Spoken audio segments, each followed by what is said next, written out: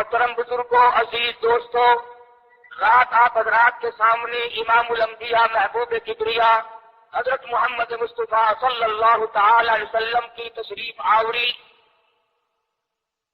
آپ کی ولادت باسعادت، لیل و نہار کی گردش کا اصلی مقصد، وجود کائنات کا اصلی سبب، چاند سورج کے وجود میں آنے کا اصلی منشا حضرت محمد الرسول اللہ صلی اللہ تعالی علیہ وسلم کی تشریف آوری تھی۔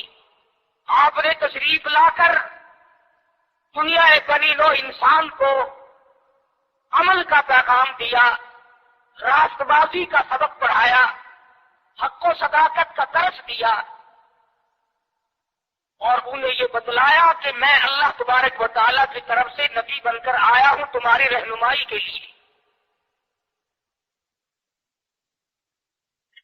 جن لوگوں کے مقدر اچھے تھے، جن کے نصیب اچھے تھے، انہوں نے موافقت کی، دامن پکڑا، غلامی کی، جانثاری کی، اور دامن پکڑا تو ایسا پکڑا کہ جان کے ٹکڑے تو ہو گئے مگر حضور اکرم صلی اللہ علیہ وسلم کا دامن نہ چھوڑا۔ مصائب ٹوٹے، طوفان کے پہاڑ بن کر ان کے سامنے آئے، تلخ سے تلخ وادیوں سے ان حضرات کو گزرنا پڑا، مگر کوئی تاریخ میں ثابت نہیں کر سکتا کہ محمد کریم صلی اللہ علیہ وسلم کے کسی دیوانے نے دین کو چھوڑا۔ امیر تھا یا غریب تھا، مرد تھا یا عورت تھی، کوئی بھی تھا، اور کیوں نہ ہو، جب ان کے سامنے محمد مصطفیٰ صلی اللہ علیہ وسلم دکھ اٹھایا کرتے تھے، صحابہ کرام کی جان نکل جاتی تھی۔ مکہ مکرمہ ہے، اللہ پاک ہر مسلمان کو زیارت نصیب فرمائے، آمین کہہ دو۔ مسلمانوں کی تعداد بڑی کم ہے، بہت تھوڑی سی تعداد ہے، کفر زوروں پہ ہے، جہالت نے انگڑائیاں لے رکھی ہیں، اور وہ دار الندوہ میں بیٹھ کر مشورے کرتے ہیں کہ اس نبوت کے مشن کو ختم کیا جائے۔ قرآن کریم نے ان لوگوں کے مشوروں کو بھی نقل کر دیا، فرمایا وَإِذْ يَمْكُرُ بِكَ الَّذِينَ كَفَرُوا لِيُثْبِتُوكَ۔ محمد صلی اللہ علیہ وسلم کو قید کر دو، ان کی تحریک ختم ہو جائے گی، ان کا مشن ختم ہو جائے گا،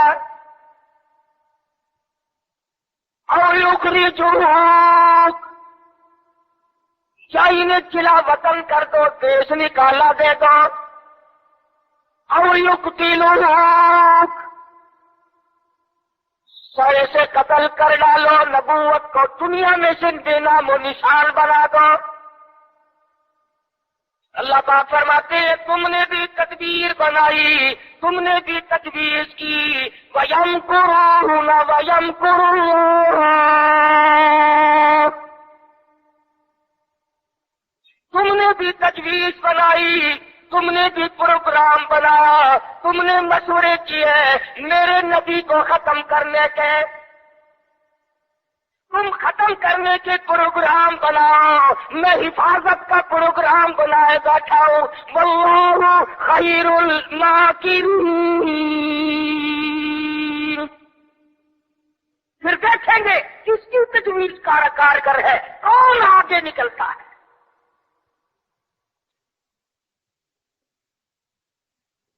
یہ مارنے کے ڈر ہے، یہ ختم کرنے کے ڈر ہے، یہ مٹانا چاہتے ہیں، اور اللہ کریم کے سامنے ادھر مدنی کریم صلی اللہ علیہ وسلم ساری رات سجدے فرماتے ہیں۔ سیدہ عائشہ صدیقہ رضی اللہ تعالیٰ عنہا فرماتی ہے میں سوئی ہوئی تھی، اچانک میری آنکھ کھلی، آپ کا سر سجدے میں ہے، اتنے رو رو کر دعائیں کرتے ہیں، اس قدر آہذاری کی، اس قدر عاجزی فرمائی، آپ کا سانس گھٹنے لگا۔ عائشہ صدیقہ فرماتی ہے میں کلیجے کو پکڑ کر بیٹھ گئی، کہیں آج میں بیوہ تو نہیں ہو جاؤں گی۔ دعائیں دعائیں مانگتے ہیں میرے پروردگار میری امت کو معاف کر دے، میری امت کو بخش دے۔ آواز آتی ہے او میرے کالی کملی والے، او محبوب رویا نہ کر، اتنا پریشان نہ ہوا کر۔ وما كان الله ليعذبهم وأنت فيهم وما كان الله معذبهم وهم يستغفرون۔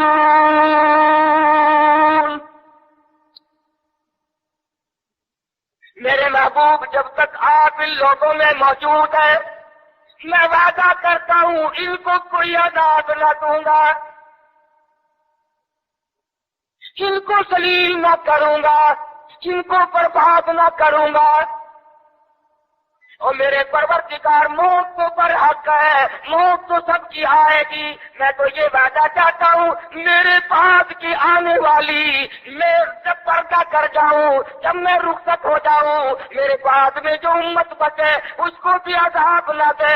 آواز آئی محبوب تیرے آنسو مجھ سے دیکھے نہیں جاتے۔ وما كان الله معذبهم وهم يستغفرون۔ جو استغفار کرنے والے لوگ ہوں گے، جو مجھے منانے والے لوگ ہوں گے، جو معافی طلب کرنے والے لوگ ہوں گے، میرے محبوب میرا تو سے وعدہ ہے، مجھے اپنی کبریائی کی قسم میں انہیں بھی برباد نہیں کروں گا۔ امت کے لیے رات دن دعائیں مانگی، رو رو کے دعائیں مانگی۔ حضرت ابو ہریرہ رضی اللہ تعالیٰ عنہ فرماتے ہیں نبی کریم صلی اللہ علیہ وسلم قرآن کی تلاوت فرمایا کرتے تھے، جب عذاب کی آیت آتی اتنا سانس پھول جاتا، اس قدر گھبراہٹ آ جاتی، مجھے یوں آواز آتی جیسے ہنڈیاں کھول رہی ہو۔ نبی ساری ساری رات روئے، نبی کے قدموں پہ ورم آ گئے، ساری رات قرآن کی تلاوت کی۔ امت کی رات بدکاری میں کٹ رہی ہے، صبح کاری ہو گئی، قبر کی تیاری ہے، آج تک یہ نہ سوچا ثم لم يتوبوا فلهم عذاب جہنم ولهم عذاب الحریق۔ جلا دینے والا عذاب تباہ کر دے گا۔ کون اس سیرت کو پڑھے؟ قرآن تو سیرت بیان کرتا ہے، کوئی کیا سیرت بیان کرے گا؟ صحابہ اکرام نے جن کی آنکھوں نے حضور کا حال دیکھا، تم نے کبھی اپنے نبی کا لباس نہ پوچھا، بٹن کی جگہ میرے آقا کے کرتے مبارک میں کانٹے چبھے ہوئے ہیں۔ آرام فرماتے ہیں گلے میں کرتا نہیں ہے۔ صحابی نے سوچا مجھ سے زیادہ کسی کو بھوک نہ ہوگی، پیغمبر کے سامنے جا کر کرتا اٹھا دیا، یا رسول اللہ ذرا دیکھو میرا کیا حال ہے، سیدھا نہیں ہو سکتا ہوں، پیٹ پہ پتھر باندھ رکھا ہے۔ رحمت والے ہاتھوں سے کرتا اٹھایا اور صحابہ کی آنکھوں نے دیکھا ایک کے بجائے 2 پتھر بنے ہوئے۔ ابو ایوب انصاری رضی اللہ تعالیٰ عنہ کا مکان ہے، اللہ اللہ ہجرت فرما کر مدینہ طیبہ میں تشریف لائے۔ ہر کوئی چاہتا ہے میرے دروازے پہ قیام ہو، مجھے یہ سعادت ملے، امام الانبیاء میرے مہمان بنے۔ مدینے میں پہنچے، سب نے تمناؤں کا اظہار کیا، اپنی خواہشات کا اظہار کیا۔ صحابہ رو رہے ہیں اے کاش یہ دولت مجھے مل جائے۔ فرمایا چھوڑ دو، میری اونٹنی جہاں بیٹھ جائے گی میں وہیں ٹھہروں گا، میں وہیں کا مہمان بنوں گا۔ جن گھروں میں بسترے تھے، جن گھروں میں کھانے تھے، جن گھروں میں سامان تھا، انتظام تھا، اونٹنی چلتی گئی چلتی گئی چلتی گئی، ابو ایوب انصاری کے دروازے پہ جا کے بیٹھ گئی۔ ابو ایوب انصاری کے گھر میں 3 دن کا پہلے سے فاقہ ہے۔ نبی کریم صلی اللہ تعالی علیہ وسلم کا مدینے میں قیام ہے، اللہ کے حکم سے قیام ہے۔ اللہ میاں نے ٹھہرایا، ابو ایوب انصاری کے مہمان بنایا، جس گھر میں 3 دن کا پہلے سے فاقہ موجود ہے۔ عرض کرنے لگا میرے آقا آپ اوپر قیام فرمائیں گے یا نیچے قیام فرمائیں گے؟ فرمایا ہمیں آنے جانے میں تکلیف ہوگی، ہم اوپر نہیں جاتے، ہم نیچے رہیں گے، بال بچوں کو اوپر لے جاؤ۔ نبی ابو ایوب انصاری رضی اللہ تعالی عنہ کے بال بچوں سے اعتراض فرماتے ہیں اوپر چلے جاؤ، ہم نیچے ٹھہریں گے تاکہ پردہ کرانے میں بار بار ہمیں تکلیف نہ اٹھانی پڑے۔ اور نبی اپنے امتی کی بیوی کی عزت کو، آبرو کو اتنا عزیز رکھتا ہے، اور آج مسلمان جو ہے وہ سڑکوں پہ گھسیٹے پھرتا ہے۔ میں ابھی 80 میں جب ہندوستان گیا، پٹیالے شہر میں ظہر کی نماز جب میں پڑھ کے نکلنے لگا، ایک عورت نے میرا یہاں سے ہاتھ پکڑا اور کہنے لگی مولوی تو پاکستان سے آیا؟ میں نے کہا ہاں بہن پاکستان سے آیا ہوں۔ رو پڑی اور کہنے لگی وہ محمد ابن قاسم کب آئے گا؟ تو سارے مر گئے، سید کی بیٹی ہو، اس کے گھر میں 34 برس ہو گئے خنزیر کھاتے ہوئے، وہ کب چھڑاؤ گے؟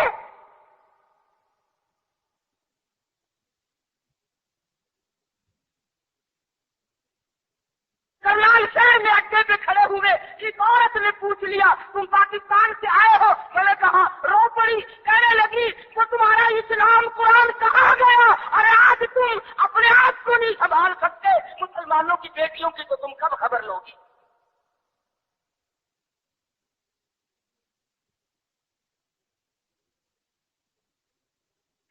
مدنی کریم صلی اللہ تعالی علیہ وسلم فرماتے ہیں ہم نیچے قیام کریں گے، تم اوپر چلے جاؤ۔ ابو ایوب انصاری اوپر تشریف لے گئے، دل میں خیال آیا نبی کا حکم ملا، میں اوپر آ گیا، ادب کے خلاف ہے میں اوپر بیٹھوں، میرے آقا نیچے ہے۔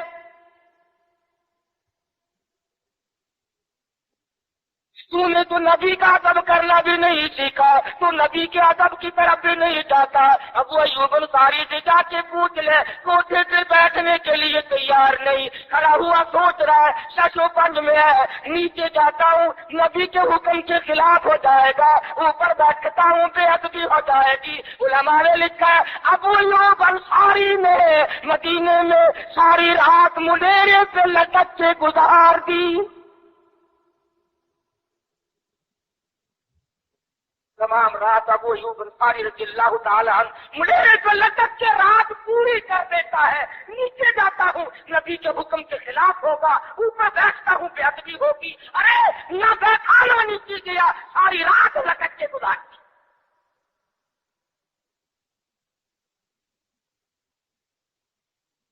آج ہم سوچنے پر مجبور ہیں کہ آخر ہم بے ادبوں کے ساتھ ہوگا کیا، بنے گا کیا؟ جن لوگوں نے ادب کیا ان کے مقدر جاگ اٹھے، ان لوگوں کو خدا بندی کریم نے دنیا میں وقت لگائے۔ حضرت خالد بن ولید رضی اللہ تعالی عنہ اطلاع دی گئی، خبر ملی کہ عیسائی سردار عیسائی بادشاہ 1.5 لاکھ کے قریب فوج لے کر مسلمانوں پہ حملہ کرنے کے لیے آ رہا ہے۔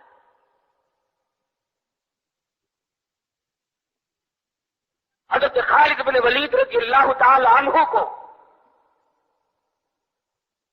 50-60 آدمی دیے، جاؤ بادشاہ کی فوج کا اندازہ لگا کے آؤ، تخمینہ لگا کے آؤ، اسلحہ دیکھ کے آؤ، ان کی تعداد کا اندازہ لگاؤ وہ کتنے ہیں۔ حضرت خالد بن ولید رضی اللہ تعالی عنہ چند صحابہ کرام کو ساتھ لے کر کے پہنچے۔ عیسائی بادشاہ کو پتا چلا، اس نے حضرت خالد بن ولید رضی اللہ تعالی عنہ کو بلایا اور کہنے لگا کہ دیکھو جنگ اچھی چیز نہیں ہے، ہم سے صلح کر لو، ہم سے صلح کر لو۔ حضرت خالد فرمانے لگے صلح میں دیر کیا ہے، لا الہ الا اللہ محمد الرسول اللہ صلی اللہ علیہ وسلم، کلمہ پڑھ، مسلمان بن جا، میرا بھائی بن جا، جنت کا حقدار بن جا، میرے نبی کا غلام بن جا، اللہ کی توحید کا ماننے والا بن جا، ابھی تمام باتوں میں صلح ہو جائے گی۔ وہ کہنے لگا بڑا جلدی کلمہ پڑا ہے، جیسے میں اکیلا بیٹھا ہوں، تو نے میری فوج دیکھی ہے؟ 1-2 लाख فوج لے کے آیا ہو، کہاں جائے گی میری فوج تمہیں؟ کلمے پڑھا رہا ہے. حضرت خالد کو کہنے لگا تجھے پتا نہیں تو کس کے سامنے کھڑا ہے؟ فرمایا ہاں، ایک عیسائی کافر کے سامنے کھڑا ہوں. وہ کہنے لگا ہے کوئی جلاد؟ فوراً تلوار لے کر حاضر ہو گئے. کہا اس گستاخ کی گردن کاٹ مارو. حضرت خالد کے ساتھ 2 آدمی اور تھے. انہوں نے یہ نہیں کہا ہے جی اجی ہم تو یوں ہی بات کر رہے تھے جی، اجی آپ برہم ہو گئے، اجی حضور آپ ناراض ہو گئے. حضرت خالد نے یہ نہیں فرمایا کہ باہر والوں کو اطلاع کر دو، وہ 50-60 آدمی تو ہمارے ساتھ مل جائے. 2 ساتھیوں کو فرمایا اب ایک دوسرے کی طرف مت دیکھنا، تلوار نکال لو، انشاءاللہ اور سے کوثر سے ملاقات ہوگی. 3 آدمی 150 لاکھ کے مقابلے میں ٹکرا گئے. یہ نہ سوچا کہ ہوگا کیا.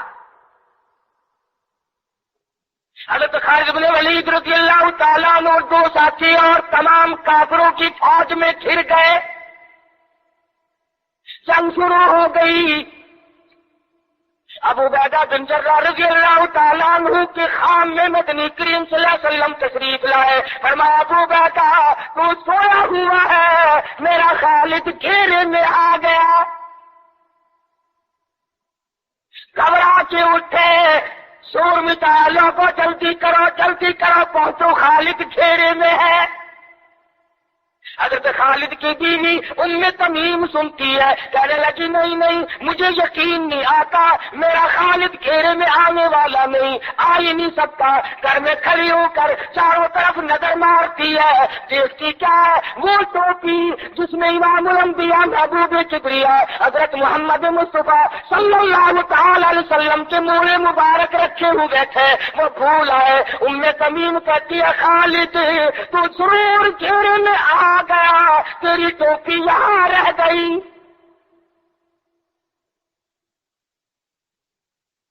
ام تمیم نے ٹوپی لے کر کے شور نہیں مچایا، کپڑے نہیں پھاڑے، چہرہ نہیں نوچا، ابو عبیدہ کے پاس نہیں آئی، بغل میں ٹوپی دبائی، پھلکا اوڑا، گھوڑے پہ سوار ہوئی، تلوار لے کر گھوڑے کو سر پٹ چھوڑ دیا. صحابہ دیکھ رہے تھے، ارے یہ کون ہے؟ یہ کوئی جاسوس معلوم ہوتا ہے، اسے پکڑو. صحابہ نے گھوڑے دوڑائے، گھیرے میں لے لیا، پوچھا برقع پوچھ تو کون ہے؟ کہنے لگی میں چھیڑوں خالد کی بیوی ام تمیم ہوں. تو کہاں چلی ہے؟ کہنے لگی میرا خالد گھیرے میں آ گیا، ٹوپی گھر پہ بھول گیا، وہ پہنچانے چلی ہو، ہمیں دے دے ہم پہنچا دیں گے، تو عورت ساتھ ہے. کہنے لگی خالد کی جو قدر میں جانوں تم نہیں جانتے، جان کے دوں گی مگر ٹوپی کسی کو نہ دوں گی. نکل پڑی، آ کے دیکھا تلواریں چل رہی ہیں، گاجر مولی کی طرح آدمی کٹ رہے ہیں. حضرت خالد بن ولید بیچ میں ہے. ام تمیم نے تلوار نکال کر چلانی شروع کر دی، گاجر کی طرح لوگوں کو کاٹ مارا. خود حضرت خالد کہتے ہیں اور میرے ساتھیوں اس نوجوان کو پہچانو، اس برقع پوش کو پہچانو، اس نقاب پوش کو پہچانو، یہ کون ہے؟ جب سامنے گئی نقاب اٹھا کے کہنے لگی خالد تیری بیوی ام تمیم یہ ٹوپی بھول آئے ہو، پہنچانے آئی ہو. اور کراچی کے مسلمانوں تم نے کبھی سوچا نہیں خالد کے سر پہ نبی کی ٹوپی نہیں، جس میں نبی کے بال رکھے ہوئے تھے، وہ گھیرے میں آ گئے. آج تیرے پاس قرآن نہیں، تو گھیرے میں ہے. وہ ٹوپی گھر پہ بھول آیا تھا، تو قرآن کو مسجد میں قید کر کے آیا، آج تو کفر کے لڑزے میں پھنسا ہوا ہے، تو گھیرے میں ہے، تجھے کوئی نہیں نکال سکتا اللہ کے قرآن کے سوا. تم کتنی عسکری طاقت بڑھاؤ، تم تعداد بڑھا لو، تم چھوٹے بڑے زور لگاؤ، کتنی تم کوشش کرو، خدا کی قسم جب تک تم اللہ کا قرآن لے کر کے نہیں بیٹھتے اس وقت تک تمہارا گھیرا نہیں ٹوٹ سکتا. تم نے اللہ کے قرآن کو مسجد میں قید کر دیا،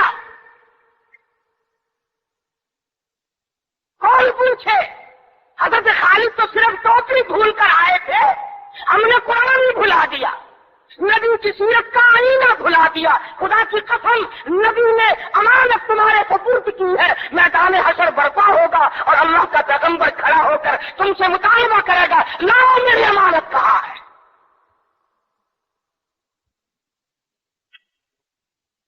کچھ لوگ کہیں گے اور جی ہم تو عشق کی وجہ سے ایسا کر بیٹھتے ہیں، محبت میں ہمیں پتہ ہی نہیں چلا قرآن کہاں رہ گیا،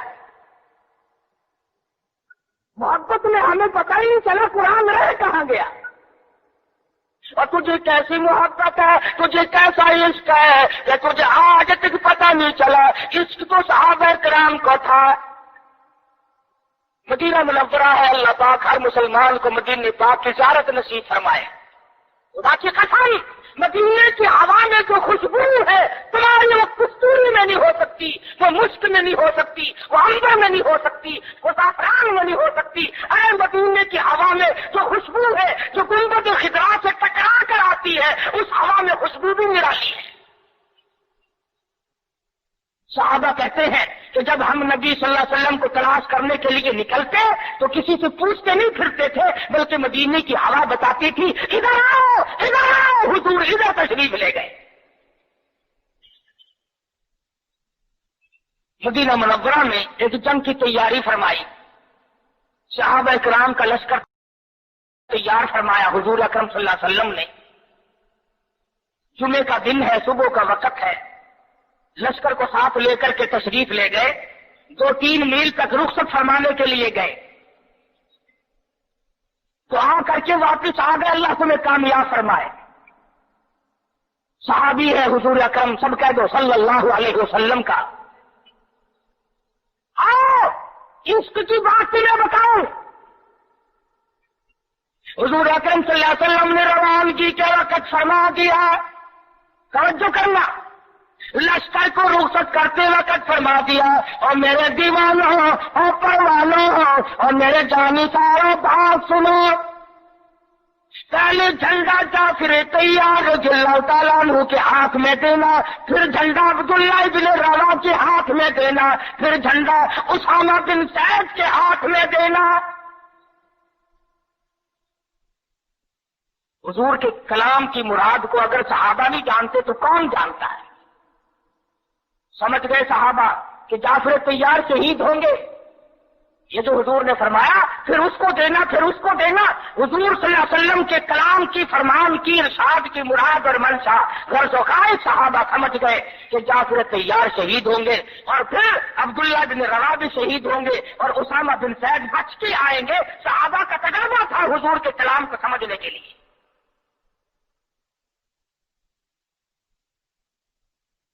عبداللہ ابن رواحہ رضی اللہ تعالیٰ عنہ نے سوچا کہ تسلی تو میری ہو گئی کہ میں شہید ہوں گا، اس جنگ میں واپس نہیں آؤں گا، مگر چلو جمعے کا دن ہے، سواری میری بڑی تیز ہے، میں آخری جمعہ سرکار دو عالم صلی اللہ علیہ وسلم کے پیچھے کیوں نہ پڑھوں، اور جمعہ پڑھ کے جاؤں گا، ایک مرتبہ اور اپنے آقا کا دیدار کروں گا۔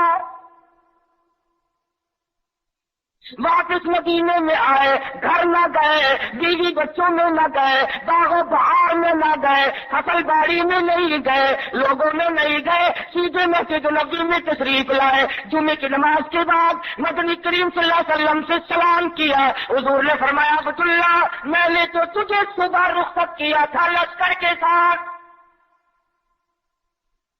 تجھے صبح روانہ کر دیا تھا، تو چلا گیا تھا فوج کے ساتھ۔ عرض کیا یا رسول اللہ میرے ماں باپ قربان ہو جائیں، آپ کے فرمان سے میں نے یہ اندازہ لگایا کہ میں شہید ہو جاؤں گا، میرا یہ آخری جنگ ہے، یہ آخری جہاد ہے۔ میرے دل میں ایک بات آئی، آج جمعے کا دن ہے، اپنے آقا کے پیچھے جمعہ بھی پڑھوں، آخری جمعہ پڑھوں اور آخری دیدار کر کے جاؤں۔ اب تھوڑے سے مجھے آپ بول کے بتائیں عبداللہ ابن رواحہ کا یہ عشق ہے کہ نہیں؟ کوئی ڈر کی بات نہیں، کوئی خوف کی بات نہیں، بیوی بچوں کی محبت نے نہیں کھینچا، باغوں کو دیکھنے نہیں گیا، بچوں سے ملاقات کے لیے نہیں گیا۔ ارے حضور کا عشق ہے، کہتا آخری جمعہ، آخری دیدار، آخری ملاقات۔ اور عرض کیا میرے آقا میں اپنے ساتھیوں کو جا ملوں گا، میری سواری بڑی تیز ہے۔ امام الانبیاء محبوب کبریا حضرت محمد مصطفیٰ صلی اللہ علیہ وسلم کا چہرے انور سرخ ہو گیا۔ فرمایا عبداللہ تو ساتھیوں کو نہیں مل سکتا، جب تیرے ساتھی جنت میں جائیں گے 500 سال بعد میں بہشت میں جا سکے گا۔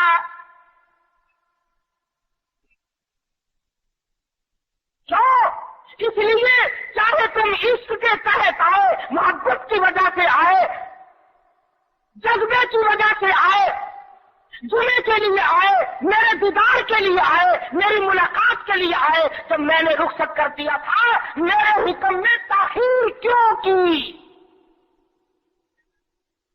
پتا چلا عشق بھی وہ مقبول ہے جو حضور کی غلامی کے اندر ہو۔ غلامی سے باہر جو عشق ہے وہ عشق نہیں، وہ فریب ہے، وہ دجل ہے۔ آج آپ دیکھ لیں، نام دیکھو، شکل دیکھو، نام ہوگا عاشق رسول اور شکل دیکھو تو خدا کی قسم پہچان نہیں سکے گا آدمی۔ کیا کر سکتا ہے آدمی شکل میں؟ صورت نہیں، لباس نہیں، اخلاق نہیں، کردار نہیں، تمام چیزوں کا تختہ نکال کے رکھ دیا ہے۔ اور آج قوم اسی وجہ سے مصیبتوں سے دوچار ہے، وہ نرغے میں پھنسی ہوئی ہے، وہ نکل نہیں سکتی، وہ سہارا ڈھونڈ رہی ہے مادی قوت کا۔ حضور ناراض ہو گئے صلی اللہ علیہ وسلم۔ صحابی کا کام میں چاہتا تھا زمین پھٹ جائے، مجھے لقمہ بنا کر نکل جائے۔ صحابی کہتا ہے مجھے زندگی تلخ لگنے لگی، ہائے میرے آقا مجھ سے ناراض کیوں ہو گئے؟ عبداللہ بن روا تشریف لے گئے، پھر بھی نہیں گئے، بال بچوں میں پھر بھی نہ گئے، اور جا کر کے جہاد میں شریک ہو گئے۔ 3 دن گزر گئے، کوئی چیز حلق میں نہ گئی، کمر سیدھی نہیں ہو سکتی تھی، جنگ سخت تھا، لڑائی شدید تھی، تلواریں چل رہی تھی۔ عبداللہ بن روا فرماتے ہیں مجھے بھوک لگی، سیدھا کھڑا نہیں ہو سکتا تھا، مجھے یاد آیا میرے تھیلے میں گوشت کے خشک ٹکڑے موجود ہیں، میں ان کو منہ میں لے کر ذرا چوسنے لگا، مجھے مدینے کا باغ یاد آیا، مجھے بیوی یاد آئی، مجھے اولاد یاد آئی۔ نبی کے دیوانے کا طرز زندگی دیکھ۔ صحابی کہتا ہے میں نے انگلی حلق میں ڈال کر وہ بوٹی باہر نکال دی، کہا اچھا میں تجھے کچھ کھانے کے لیے دینے لگا ہوں تو یہاں بیٹھ کر گھر یاد آیا، کھڑے ہو گئے اور فرمانے لگے اور میری بیوی اور تمہیں طلاق ہو۔ کسی نے پوچھا کیا کہہ رہے ہو؟ فرمایا ہاں نقشہ سامنے کیوں آیا؟ آخری وقت میں دنیا کا نقشہ میری آنکھوں میں کیوں کھینچا؟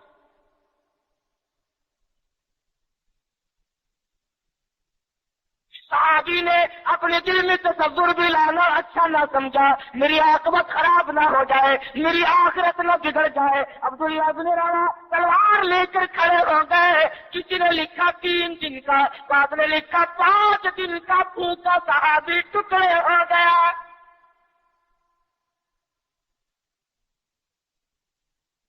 یہ تھا عشق جسے عشق کہا جاتا ہے، لیکن حضور کی اندازہ لگاؤ حکم میں تاخیر کی وجہ سے 500 سال بعد کو بہشت میں جا سکے گا، اور جنہوں نے حضور کے احکام کو سرے سے ٹھکرا دیا، سرے سے ماننا ہی نہیں، انکار کر دیا، اب یہ فیصلہ تم کرو، اب یہ فتویٰ تم دو کہ وہ جنت میں کب جائیں گے۔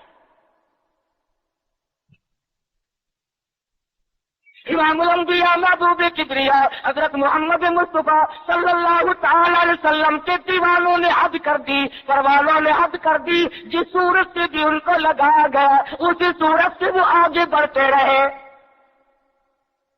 فاروق اعظم کی حکومت ہے، سب کا رضی اللہ تعالی۔ مصر کے علاقے میں کافروں نے ایک سازش بنائی، لڑکیوں کو ہار و سنگار کر کے کوٹھے پہ کھڑا کر دیا۔ پروگرام مسلمانوں کو پہلے معلوم ہو گیا کہ مسلمان فوج کے کلچر کو تباہ کرنا چاہتے ہیں، مسلمان کے اخلاق و کردار کو برباد کرنا چاہتے ہیں۔ فاروق اعظم کو خط لکھا اور راستہ کوئی نہیں، فوج کے گزرنے کا ایک ہی راستہ ہے اور اس راستے کو خراب کر دیا گیا. اس راستے میں کانٹے بچھا دیے گئے, حسن کی دولت بکھیر دی گئی تاکہ مسلمانوں کا دل خراب ہو. ارے یہ کافر کا بھی عقیدہ ہے کہ اگر مسلمان کا پاؤں پھسل گیا پھر یہ جہنم پورے نہیں ٹھہرتا. فاروق اعظم رضی اللہ تعالیٰ عنہ نے خط کا جواب دیا اور صاف صاف لکھ دیا, کوئی پریشانی کی بات نہیں, ساری فوج کو اکٹھا کر کے قرآن کی آیت سنا دو. ساری فوج کو اکٹھا کر کے قرآن سناؤ.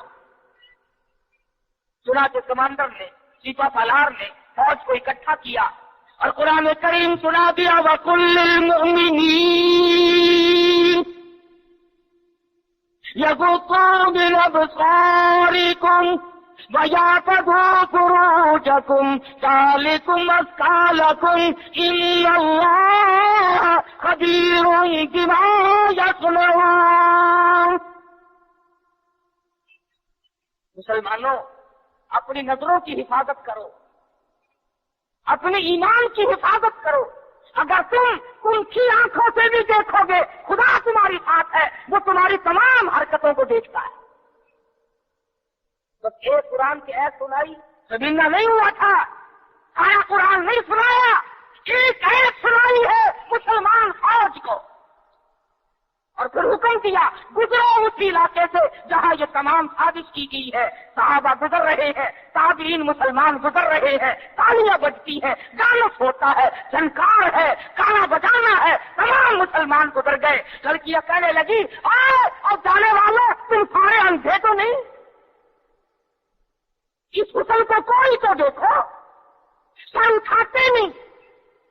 ایک مسلمان سپاہی گزرتا گزرتا کہنے لگا کوئی کیسے دیکھے گا, سارے کے سارے اللہ کا قرآن سن کے آئے ہیں,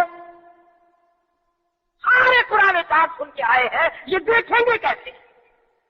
لڑکیاں کہنے لگی وہ قرآن کیسا ہے, اس میں کتنی قوت ہے, اس میں کتنی طاقت ہے, اس میں کتنی استعداد ہے, اس میں کتنی پاور ہے, جو ایسے حسن کے نظارے سے روک دے, جو ایسا حسن نہ دیکھنے دے.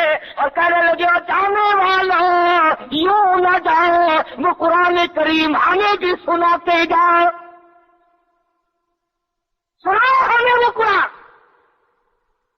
ایک مسلمان سپاہی چلتا بھی جاتا ہے, قرآن بھی پڑھتا جاتا ہے. تاریخ شاہد ہے, عیسائیوں کی بیٹیاں تھی, یہودیوں کی لڑکیاں تھی, کافروں کی بیٹیاں تھی. ارے طرف فوٹو کاٹ کر نیچے چھلانگ لگائی, اور جانے والوں چھوڑ کے نہ جاؤ, ہمیں بھی یہ قرآن سناؤ اور ہمیں بھی اللہ کے بندے بناؤ. ایک آیت سن کر اتنا عمل کیا جن کو ثابت بنایا تھا, وہ تمام لڑکیاں مسلمان ہو کر مجاہدین کے ساتھ آ جاتی. عقل کرو, شادی میں تو قرآن کو جگہ نہیں دیتا, بنگلے میں, کوٹھی میں, فلائٹ میں, کاروبار میں, دکان میں خدا کے قرآن کو جگہ نہیں دیتا. خدا کی قسم ارشاد فرمایا نبی کریم صلی اللہ علیہ وسلم نے, جو لوگ قرآن پاک کی تلاوت کرتے ہوئے مر جائے اپنی قبر سے قرآن پڑھتا ہوا اٹھے گا, اس کے منہ سے کستوری کی خوشبو آ رہی ہوگی. اہل محشر کہیں گے الہی یہ کون لوگ ہے, قیامت کا دن ہے, سخت دن ہے, بڑی پریشانی کا دن ہے, لوگ اپنے پسینوں میں غرق ہے, اس کے یہاں سے خوشبو آ رہی ہے, یہ کون ہے. جواب ملے گا تو گالی بکتا مرا تھا, تو گانے گاتا ہوا مرا, تو گیت سنتے ہوئے مرا, تیرے دماغ میں کنجری بسی ہوئی تھی, تیرے دل میں بدماش عورت بسی ہوئی تھی جب تو مرا, اور یہ وہ ہے جب موت آئی تو میرا قرآن پڑھ رہا تھا. آج بھی قرآن پڑھتا ہوا اٹھا ہے, اس لیے اس کے منہ سے برکت, قرآن کی برکت سے خوشبو آتی ہے. پوری برکتوں کو جانتی. یہ بسوں میں دیکھو, ٹیکسیوں میں دیکھو, عورتیں پیچھے بالوں میں خود لگاتی ہیں نا خود. ایک دن میں بیٹھ گیا تو کہنے لگے مولوی صاحب ساری سیٹ پہ بیٹھ جاؤ, فرنٹ سیٹ پہ. اور جب بس ہلتی ہے نا تو میرے ماتھے میں یوں لگے کوئی چیز, میں نے پکڑ کے دیکھا تو عورت کی چوٹی. ایمان سے میں نے ڈرائیور سے کہا, میں نے کہا یہ تیری موٹر بنانی ہے, میں کہا نہیں. پھر میں نے کہا یہ دودھ تیری ہے؟ تو لگا نہیں بابا فرید کی ہے. میں بولا کہتے بابا فرید تو مرد تھا, اس کی کدھر سے آئی؟ عقیدہ دیکھ, ایک تصویر لٹکی ہوئی ہے, یہ کس کی ہے؟ فلانے بابا کی ہے, ایمل شریف والے بابا کی ہے, ڈاک پٹل والے. اور یہ بابے تھے یا بابا کی یہ عورتیں دھو رہی تھی؟ کچھ تو عقل کرو. اللہ والوں کی توہین کرتے ہو. میری موٹر کو, کار کو, ویگن کو, بس کو یہ بابا بچائے گا, خدا نہیں بچا سکتا. اسی لیے دھکے کھا رہے ہو کہ تمہارا خدا ریٹائر ہو گیا. اور جب خدا کا دروازہ آدمی چھوڑتا ہے اس کی عقل ماری جاتی ہے, اسے پتہ ہی نہیں چلتا کہ عورت کا معاملہ ہے یا مرد کا معاملہ. میں عرض کر رہا تھا کہ مسلمان اگر نبی کی سیرت کو سنتا ہے یا جانتا ہے اور مانتا ہے تو کوئی وجہ نہیں کہ مسلمان کو کوئی دیر کر سکے. وہی خالد بن ولید ہے, سب کہتے رضی اللہ تعالی عنہ. ایک دوسرا موقع آیا, کافر اپنی فوج کو لے کے آیا, بہت بڑا لشکر ہے, بہت بڑا لشکر ہے.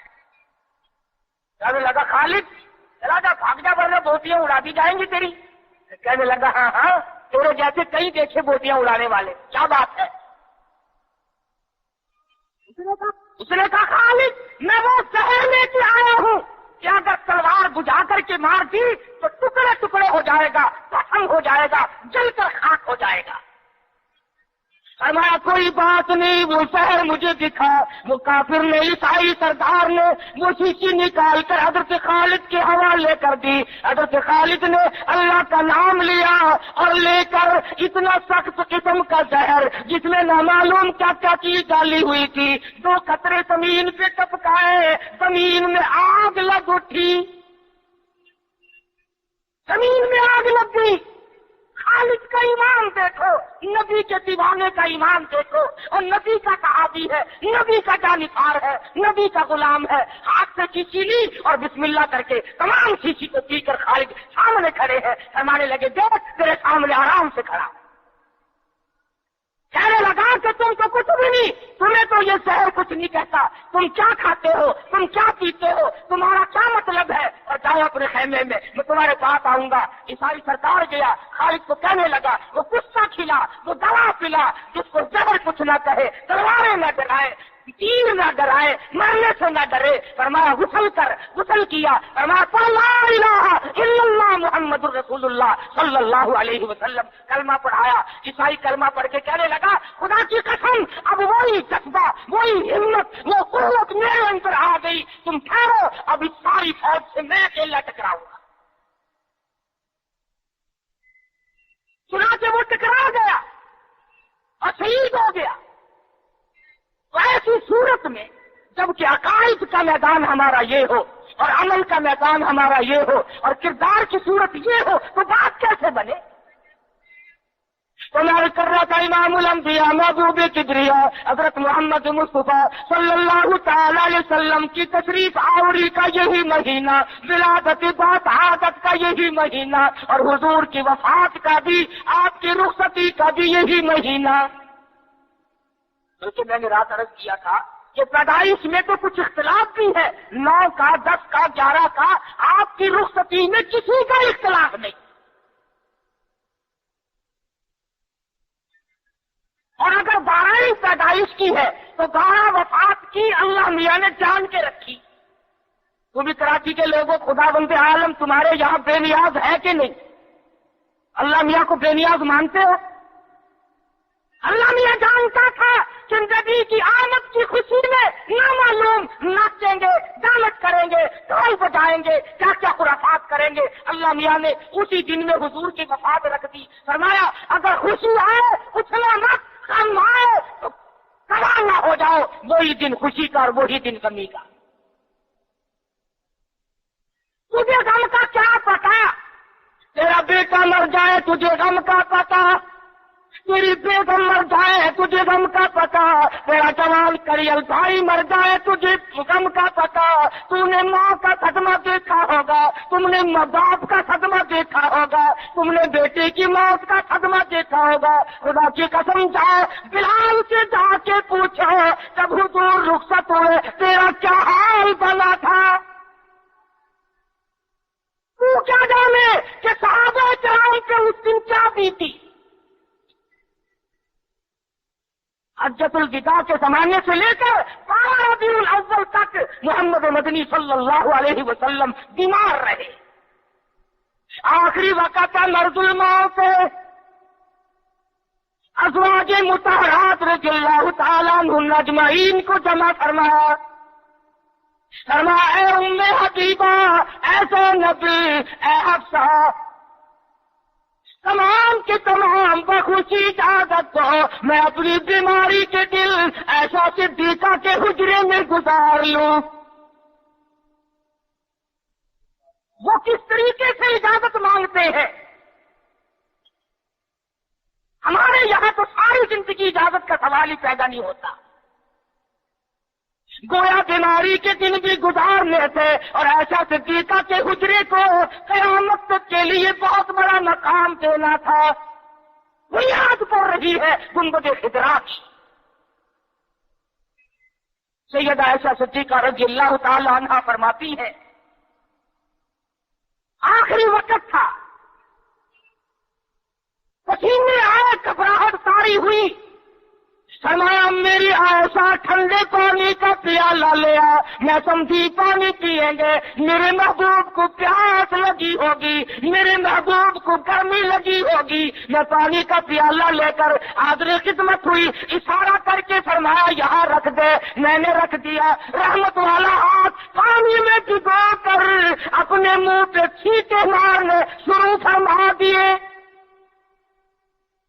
ایسا صدیقہ فرماتی ہے میرا جگر پھٹنے لگا، اور میرے محبوب کیا بنی، یہ گھبراہٹ کیسی، یہ پریشانی کیسی؟ فرمایا میری عائشہ تو نہیں جانتی موت کتنی گھبراہٹ والی ہے۔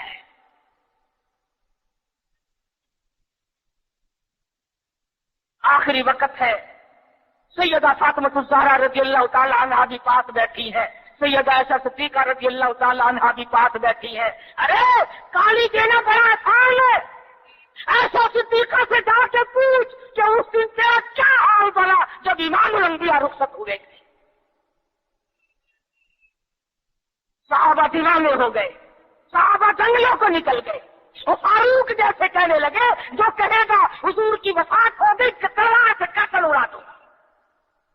بلال کا کیا بنا، سہیل کا کیا بنا، سلمان فارسی کا کیا بنا؟ ارے جن بچوں کے سر پہ یتیمی کی وجہ سے ہاتھ پھیرا کرتے تھے وہ بچے روئے، مدینے کی عورتیں روئی، مدینے کے بیمار روئے، آج ہم یتیم ہو گئے۔ 12 ربیع الاول مدنی کریم صلی اللہ علیہ وسلم کی وفات کا دن ہے، حضور کی رخصتی کا دن ہے، اور خدا بند عالم نے اس لیے یہ دن رکھا کہ لوگ اچھلنا نہ شروع کر دیں، لوگ بے حد متاثر نہ ہو جائے، اس لیے یہ وہ غم ہے کہ مسلمان کے اندر سے تو نکلنا ہی نہیں چاہیے۔ امام الانبیاء دنیا سے گئے، تیرا نبی سے اگر تعلق ہوتا، تجھے نبی سے محبت ہوتی، انس ہوتا، خدا کی قسم اس دن تو رونے کا دن تھا۔ اس لیے سیرت نے تمام چیزیں ہمیں بتلائی اور ساری چیز ہمارے سامنے آ گئی۔ جن لوگوں نے کھیل بنایا، تماشا بنایا دین کو، نبی کی سیرت کو، کیا ہے وہ لوگ؟ ہمیں ان لوگوں کی کوئی پرواہ نہیں۔ خدا کی قسم یہ لوگ تھے جنہوں نے گنبد خضرا پہ بیٹھ کر ایک ایک چٹاک مصری کی دال کا پانی 11 آدمیوں نے پی کر کے زندگی گزاری۔ نبی کے روزے پہ بیٹھ کر حدیث کا درس ہم نے کیا، نبی کی مسجد کی امامت ہم نے کی، نبی کے شہر کی گورنری ہم نے کی، نبی کی گلیوں میں جھاڑو ہم نے کی، نبی کے شہر کے دفن کو ہم نے تسلیم کیا۔ ہم تو آئے کرتے ہیں، جاؤ شیخ الحدیث مقدس کو دیکھو، 20 برس گزر گئے، آج تک گنبد خضرا کی پڑوس میں دفن ہونے کے لیے منتظر بیٹھے۔ آپ جیسا مبتدل لوگ نابینا بزرگ حضور کے دروازے پہ پڑا ہے، یہاں دفن ہوں گا، یہاں آقا کے قدموں میں جان دوں گا۔ تو یہی کلی کھڑکاتا پھرتا رہی ہو، بڑا عاشق ہے نا؟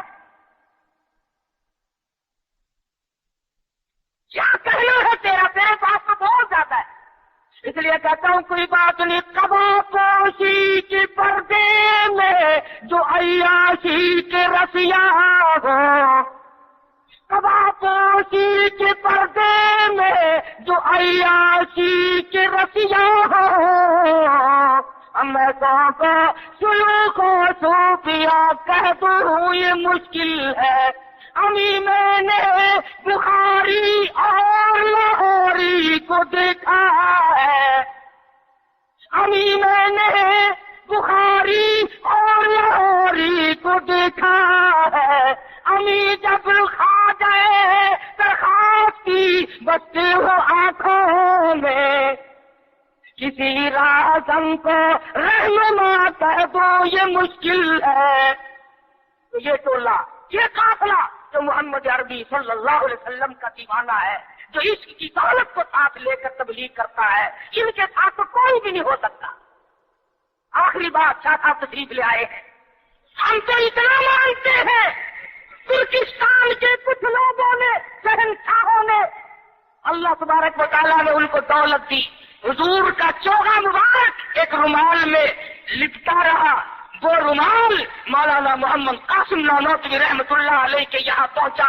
ارے خدا کی قسم، آج تک مولانا ابو الکلام آزاد، مفتی کفایت اللہ، مولانا مناظر حسن گیلانی، محمد میاں مراد آبادی، اخلاق حسین دہلوی، عبد الرحمان سہارنی، حسین احمد مدنی، شیخ الہند، تمام کے تمام نے اس رومال کو، جو رومال حضور کے چوغے کو لگا تھا، دارالعلوم دیوبند کے خزانے میں رکھا ہوا ہے۔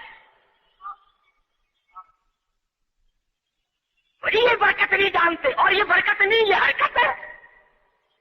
ہم تو اس کپڑے کا اکرام کرتے ہیں۔ خدا کی قسم، میں جب جشن پہ گیا، سب سالہ اجلاس پہ گیا، میں نے عرض کیا یارو اس رومال کو ہاتھ لگا دو، کہنے لگے جی رش بڑا ہے ورنہ ضرور دکھاتے، اور سننے کی ٹپیا میں رکھا ہوا ہے وہ رومال جس رومال کو میرے آقا کا چوغا مبارک لگا ہے، خزانے میں رکھا ہے۔ ہمارے پاس خزانہ وہ رومال ہے، وہ کنچیل ہے خداوند عالم کے محبوب کا، جس میں چوغا رکھا ہوا تھا۔ ہم تو اس رومال کی حفاظت کرتے ہیں، اس قرآن کی حفاظت کرتے ہیں، اس سنت کی حفاظت کرتے ہیں جو صحابہ کرام نے ہم تک پہنچائی۔ اللہ پاک مجھے اور آپ کو عمل کی توفیق عطا فرمائے۔ وآخر دعوانا